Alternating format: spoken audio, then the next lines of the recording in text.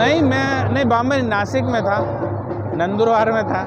Ready हो sir? सबसे पहले तो अपना परिचय बता देंगे। मैं प्रकाश उइके, मैं मध्य प्रदेश में हूँ। मैं मध्य प्रदेश में न्यायाधीश की नौकरी में था। अभी मैं रिजाइन करके जनजातीय सुरक्षा मंच में केंद्रीय टोली में काम कर रहा हूँ और जहाँ जहाँ ये रैलियाँ होती वहाँ राष्ट्रीय प्रवक्ता के रूप में अपनी बातें रखता हूँ। कितनी जरूरी है डिलिस्टिंग? ये डिलिस्टिंग उतनी ही जरूरी है। जनजाति व्यक्ति, आदिवासी व्यक्ति के लिए जन्म और मरण का प्रश्न है।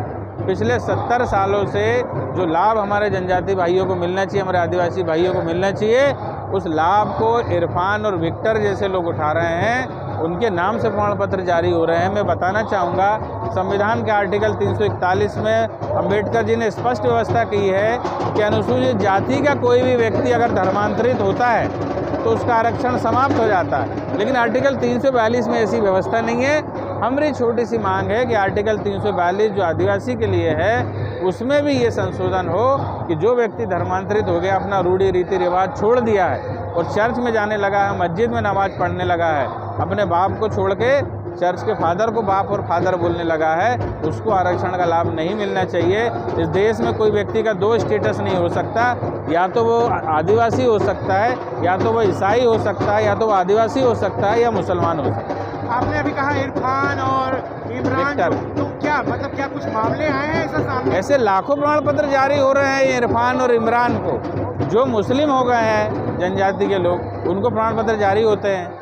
जो विक्टर हो गए हैं, ईसाई हो गए, उनको भी प्रमाण पत्र जारी होते हैं। जब तक आर्टिकल 342 में संशोधन नहीं होगा, ऐसे लाखों प्रमाण पत्र जारी होंगे और हमारा जो आदिवासी व्यक्ति है उसका हक और अधिकार ये लोग लेते रहेंगे। तो ये वो लोग बोल रहे हैं कि एक ही घर के हम लोग 2 भाई हैं, किसको डिलिस्टिंग लोग कराना चाह रहे हैं? भाई हम तो जो विक्टर बनेगा, जो इरफान बनेगा, जो हमारा आदिवासी धर्म, रूढ़ी रीति रिवाज और अपने माता पिता को छोड़ देगा, चर्च के व्यक्ति को फादर बोलेगा, हम कहते हैं उसका डिलिस्टिंग होना चाहिए, उसका प्रमाण पत्र रद्द होना चाहिए। क्यों?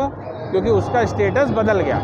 वो अल्पसंख्यक का भी लाभ लेता है। ईसाई बनेगा अल्पसंख्यक हो जाएगा, मुस्लिम बनेगा अल्पसंख्यक हो जाएगा, फिर इधर उसके बाद वो ना धरती माता की पूजा करेगा, रूढ़ी रीति रिवाज को छोड़ देगा। भाई आदिवासी को आरक्षण इसलिए मिला है कि उसका रूढ़ी रीति रिवाज जो है पुरातन काल पुराना है, उसकी संस्कृति पुरानी।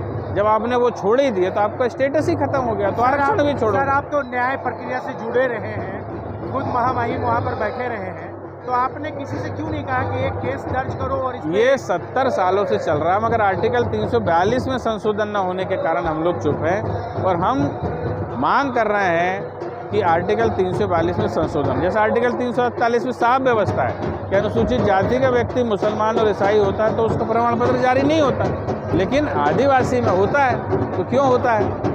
ये गलत है। तो उसमें जब तक संविधान में संशोधन नहीं होगा तब तक ये चलता रहेगा। तो संविधान में संशोधन कौन करेगा? लोकसभा, राज्यसभा। और ये करने की ताकत अगर कोई रखता है तो पूरे देश में एक ही नेता रखता है जो 370 एक झटके में हटा सकता है। कुछ लोग बोल रहे हैं कि आदिवासी हिंदू नहीं है, इस पर क्या कहें? मेरा स्पष्ट कहना है, आदिवासी हिंदू कैसे नहीं है। ये सारे लोग जय जोहार बोलते हैं, ये जोहार शब्द कहाँ से आया है? ये जोहार शब्द रामचरितमानस में आया है। जब पहली बार निषाद राज के साथ रामचंद्र जी की भेंट हुई थी तो निषाद राज और उनका विवादन जोहार शब्द से हुआ है। दूसरी बात मैं कहता हूँ, मैं गुण जनजाति का हूँ। हमारे तो नाम में क्या, हमारे तो सरनेम में भी राम है। मस राम, तुम राम, राम शब्द है। उसके बाद केवल और केवल ये लोग सुप्रीम कोर्ट की कुछ रूलिंग का हवाला देते हैं कि माननीय सुप्रीम कोर्ट ने कह दिया आदिवासी हिंदू नहीं है। उन्होंने कहीं ऐसा नहीं कहा। उन्होंने ये कहा कि आदिवासी पे कस्टमरी लागू होता है, हिंदू विधि लागू नहीं होती, क्योंकि कस्टमरी विधि जो है वो पुरानी है, पुरातन काल की रूढ़ी रीति रिवाज से चला आ रहा है, जो अलिखित है। इसलिए उन्होंने ये कहा और उन्होंने इसका अर्थ लोगों को गलत समझाया है। 2000 पन्ने के जजमेंट में 4 लाइन निकाल के बोलते हैं कि आदिवासी हिंदू नहीं है। ये बरगलाने वाले लोग हैं। आदिवासी की जो अरण्य संस्कृति है वही सनातन संस्कृति की जननी है। आदिवासी से ही सनातन संस्कृति का जन्म हुआ है, तो आदिवासी उससे अलग नहीं हो सकता। किसको संदेश किसको दे रहे हैं? राज्य सरकार को टारगेट कर रहे हैं या केंद्र सरकार से आग्रह कर रहे हैं? हमारा अभी संदेश केवल हमारे जनजाति भाइयों को है। अभी भी हमारा जनजाति भाई जो है अपने अधिकार के प्रति सजग नहीं है, उसको लोग भ्रमित कर रहे हैं। मैंने एक भैंस वाली अभी कहानी सुनाई थी कि वो अलग अलग, वो कहीं अलग धर्म कोड की बात करते हैं, कहीं बोलते हैं आदिवासी हिंदू नहीं है। कभी उन्होंने बोला कि आदिवासी मुसलमान नहीं है, आदिवासी ईसाई नहीं है, ये बात कोई नहीं करता। लेकिन आदिवासी हिंदू नहीं है, ये बात हर कोई करता है। क्या नाम है सर आपका? मेरा नाम प्रकाश उइके है। मैं मध्य प्रदेश में न्यायाधीश उइके वीके उइके धन्यवाद सर।